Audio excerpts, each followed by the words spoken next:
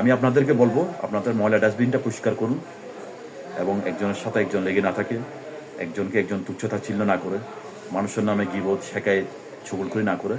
এগুলো একটা খুব, বললাম না, খুব একটা বাজে একটা নেশা। তো এই নেশা থেকে বের হয়ে আসুন, এই নেশা থেকে বের হয়ে টাকা কামানোর নেশা ঢুকুন।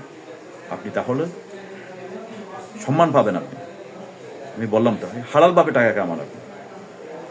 আপনি যদি বেশি না, জীবনে 10-12টা বছর যদি আপনি যদি মোটামুটি ব্যবসার সাথে মানে মনোযোগ দিয়ে ব্যবসা করেন, তো আমি মনে করবো আপনি একটা পর্যায়ে পৌঁছে যেতে পারবেন। কথা ঠিক আছে? তো আমি সবাইকে ধন্যবাদ জানিয়ে আমার সংক্ষিপ্ত বক্তব্য শেষ করছি। আপনারা সবাই সুস্থ থাকবেন, আপনারা সবাই অহংকার মুক্ত থাকবেন, হিংসা মুক্ত থাকবেন, গীবত মুক্ত থাকবেন। এবং আপনারা যদি আর আপনারা সমাজে যেগুলো করছেন, এই ঈর্ষান্বিত কাজগুলো, একজন মানুষ উঠতে যাচ্ছে তাকে নামিয়ে ফেলা, এগুলো খুব খারাপ কাজ। আমি একটা কথা বলি, মহান আল্লাহ তাআলা যদি কাউকে যদি রাজত্ব দিতে চাই, আপনারা কেউ তাকে কিন্তু ধরে রাখতে পারবেন না। কিন্তু আমি বলছি আর কি, মহান আল্লাহ যদি কাউকে যদি সম্মান, ইজ্জত, রাজত্ব, বাদশাহ যদি দিতে চাই, আপনারা কেউ ধরে রাখতে পারবেন না তাকে। এগুলো করে কোনো লাভ নেই। এগুলো করে আপনারা নিজের ক্ষতি করছেন আপনারা, আমি যতটুকু মনে করি।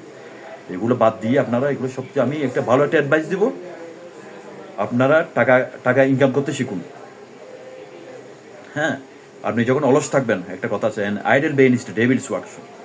আপনি যখন অলস থাকবেন, আপনার ভিতরে নানা রকমের কুচিন্তা করবে, সব খারাপ চিন্তা করবে। মানুষের কেমনে ক্ষতি করবেন, মানুষের গীবত করা, সমালোচনা করা, মানুষকে তুচ্ছ-তাচ্ছিল্য করা, এগুলো তো সব আসলে বেকার মানুষের কাছে। এগুলো একজন কাজের মানুষের তো এগুলো করার সময় নেই আসলে, আমি যেটা মনে করি। ঠিক আছে? তো আপনাদেরকে আমি বলবো, আপনারা এগুলো থেকে বের হয়ে আসুন। আপনাদের শরীরের জন্য খুব ভালো। হিংসুক মানুষ